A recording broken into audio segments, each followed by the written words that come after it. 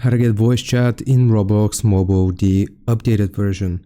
Now, the first thing that you need to do is open up your iPhone settings, and right here we will just search for Roblox. The first thing that we need to do is open up the app here and make sure microphone and camera are both turned on. Once you have verified this, we can proceed to open up the app, and once inside the app, you will click on more in the bottom right corner, and here you just want to scroll down until you see settings and click on settings.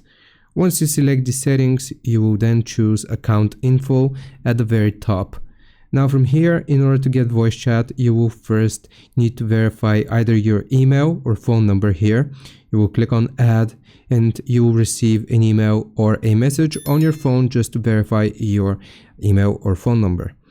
Once you have verified this, then you will need to scroll down until you see the birthday section, and here you will just click on add birthday, and as long as you're over 13, then it is going to ask for verification. It might ask you to take a selfie, or it might ask you to verify using your ID, or if you have a driver's license.